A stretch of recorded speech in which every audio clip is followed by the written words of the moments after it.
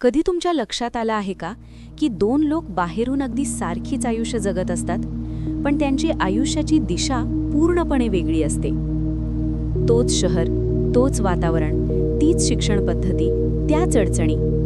तरीही एक माणूस हळूहळू पुढे जात राहतो, स्वतःला सुधारतो, काहीतरी निर्माण करतो, आणि दुसरा तिथेच अडकून राहतो. तीच चूक, तीच निराशा, वर्षानुवर्षे. बहुतेक लोक याचं उत्तर खूप सोपं देतात. नशीब चांगलं होतं, टॅलेंट होतं, ओळखी होत्या, किंवा परिस्थिती वेगळी होती. पण you become what you think, Shubham Kumar Singh यांचं पुस्तक एक वेगळंच आणि थोडंसं अस्वस्थ करणारं उत्तर देते.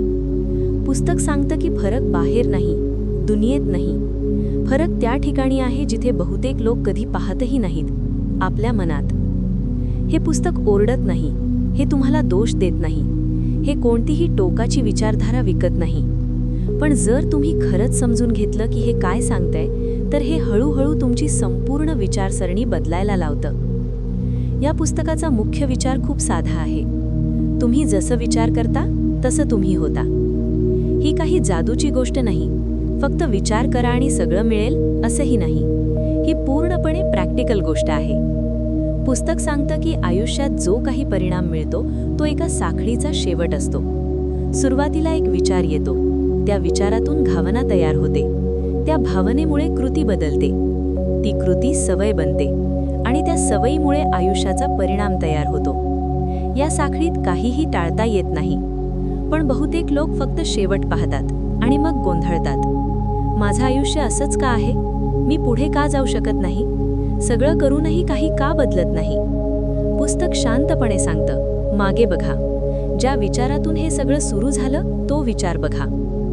हे पुस्तक मोठमोठी उदाहरणं देत नाही, हे रोजच्या आयुष्यातली उदाहरणं देतं, कारण खरा बदल तिथेच होतो. समजा एक विद्यार्थी आहे ज्याच्या मनात खोलवर बसलेला आहे की तो अभ्यासात चांगला नाही. कदाचित तो 1-2 वेळा नापास झाला असेल, किंवा कोणीतरी लहानपणी असं सांगितलं असेल, किंवा त्याने स्वतःच तसं मान्य केलं असेल. आता जेव्हा तो अभ्यासाला बसतो तेव्हा मनात एक आवाज येतो, काय उपयोग? हा आवाज मोठा नसतो, तो नाटकी नसतो, तो फक्त प्रयत्न थोडेसे कमी करतो. तो विद्यार्थी मन लावून अभ्यास करत नाही, लवकर हार मानतो, अवघड विषय टाळतो. हळूहळू त्याचा निकाल तसाच येतो जसा तो आधीच मानत होता, आणि मग तो म्हणतो, बघितलं ना, मी बरोबर होतो. पण पुस्तक इथे एक खूप महत्त्वाची गोष्ट दाखवतं.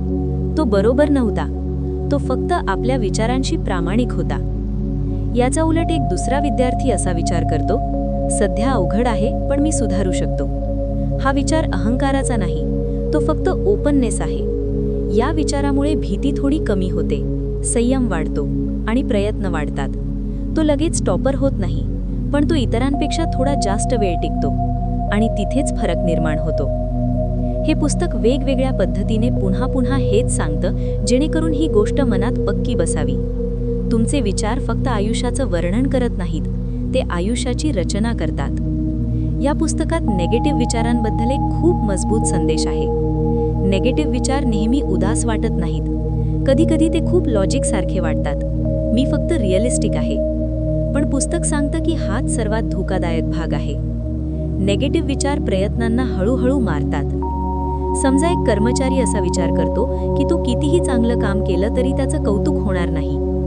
हा विचार त्याच्या जुन्या अनुभवातून आला असेल, किंवा त्याने इतरांबरोबर असं होताना पाहिलं असेल. पण हा विचार मनात बसला की त्याचं वागणं बदलायला लागतं. तो जास्त मेहनत करणं थांबतो, आपल्या कल्पना मांडणं बंद करतो, जबाबदारीपासून दूर राहतो. हळूहळू तो खरंच दुर्लक्षित होतो, आणि मग तो म्हणतो, बघितलं ना, सिस्टमच वाईट आहे. पुस्तक असं म्हणत नाही की जग नेहमीच न्याय्य आहे, पण ते हे नक्की दाखवतं की कधीकधी आपलेच विचार आपले प्रयत्न कमी करतात. नेगेटिव्ह विचार फक्त मूड खराब करत नाहीत, ते स्टँडर्ड्स कमी करतात. म्हणूनच पुस्तक मनाला ऑब्झर्व्ह करण्यावर इतका भर देतं. बहुतेक लोक आपले विचार तपासत नाहीत, ते त्यांना सत्य मानतात. एक विचार आला आणि तो फॅक्ट बनला, मी लायक नाही, हे कधीच होणार नाही, माझ्याने होणार नाही. पुस्तक म्हणतं, फक्त लक्ष द्या, लढा देऊ नका, नकार देऊ नका, फक्त बघा. कारण ज्या क्षणी तुम्ही एखादा विचार पाहता त्या क्षणी तो तुम्ही राहत नाही, तो फक्त एक विचार राहतो.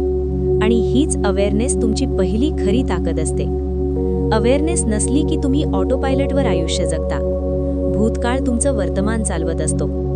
अवेअरनेस आली की निवड येते.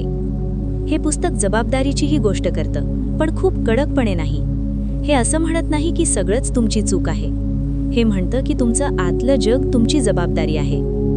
2 लोक एकाच अपयशाला सामोरे जातात. एक म्हणतो बस आता नाही, दुसरा म्हणतो यातून काय शिकता येईल. घटना तीच असते, अर्थ वेगळा असतो आणि अर्थ वागणं बदलतो. इथेच पुस्तक विक्टिम मेंटॅलिटी हळूच तोडतं. तुमच्यासोबत काय घडतं यावर तुमचा पूर्ण ताबा नसतो, पण त्याबद्दल तुम्ही काय विचार करता यावर नेहमीच असतो. आणि तो विचार ठरवतो की तुम्ही खचता की वाढता. हे पुस्तक स्पष्ट सांगतं की उगाचच पॉझिटिव्ह विचार करून काही होत नाही. मन म्हणजे एक शेत आहे. जर तुम्ही चांगली बीजं पेरली नाहीत तर तण आपोआप उगवतात. भीती आपोआप येते, सेल्फ डाऊट आपोआप येतो. म्हणूनच पुस्तक रोजच्या मेंटल प्रॅक्टिसबद्दल बोलतं. ॲफर्मेशन्स म्हणजे जादू नाही, ती पुनरावृत्ती आहे. गोल्स लिहिणे म्हणजे स्वप्नरंजन नाही, ते क्लॅरिटी आहे. ग्रॅटिट्यूड म्हणजे खोटं पॉझिटिव्हिटी नाही, ते लक्ष केंद्रित करण्याचं प्रशिक्षण आहे. ज्यावर तुम्ही पुन्हा पुन्हा लक्ष देता ते ओळखीचं होतं, आणि जे ओळखीचं होतं ते खरं वाटायला लागतं. हे पुस्तक लिमिटिंग बिलीफ्सला अदृश्य भिंती म्हणतं. अशा समजुती ज्या तुम्ही कधी जाणीवपूर्वक निवडल्या नाहीत, पण ज्या तुमचं आयुष्य चालवत असतात. माझ्यासारख्या लोकांसाठी सश नाही, मी लोकांशी बोलण्यात चांगला नाही, आता खूप उशीर झाला आहे. या समजुती ओरडत नाहीत, त्या फक्त वाटा बंद करतात. सगळ्यात दुःखाची गोष्ट म्हणजे बहुतेक लोक त्यांना कधी तपासतच नाहीत, आणि मग ते आपल्या क्षमतेपेक्षा लहान आयुष्य जगतात. हे पुस्तक रिलेशनशिप्सचाही विचारांशी संबंध जोडतं. जर आत इन्सिक्युरिटी असेल तर ते वागण्यात दिसतं. असूया, भीती, अतिप्रतिक्रिया. जर आत सेल्फ रिस्पेक्ट असेल तर संवाद शांत असतो, मर्यादा स्पष्ट असतात. खूप वेळा समस्या समोरच्या माणसात नसते, समस्या आतल्या कथेत असते. शेवटी पुस्तक हॅपीनेसबद्दल बोलतं. मी तेव्हा आनंदी होईन जेव्हा. ही विचारसरणी कधीच संपत नाही. एक ध्येय पूर्ण झालं की लगेच दुसरी अट तयार होते. पुस्तक सांगतं की आनंद म्हणजे बक्षीस नाही, तो एक मानसिक स्थिती आहे जी रोज तयार होते. बाहेरचं यश आतल्या शांतीशिवाय पोकळ वाटतं, आणि आतली स्थिरता अपूर्ण आयुष्यातही शांती देते. पूर्ण पुस्तकाचा अर्थ खूप साधा आहे. बहुतेक लोकांना वाटतं की आयुष्य त्यांचं मन चालवतं. पुस्तक सांगतं तुमचं मन तुमचं आयुष्य चालवतं. विचार बदला, वागणं बदलेल. वागणं बदला, सवयी बदलतील. सवयी बदला, आयुष्य बदलेल. हळूहळू, शांतपणे, पण नक्की. जर ही मांडणी तुम्हाला उपयोगी वाटली असेल, जर तिने तुम्हाला तुमच्या स्वतःच्या विचारांकडे पाहायला भाग पाडलं असेल, तर चॅनलला सबस्क्राईब करायला विसरू नका. हा चॅनल क्षणिक मोटिवेशनसाठी नाही आहे, हा त्या विचारसरणीसाठी आहे जी तुमचं आयुष्य रोज घडवते.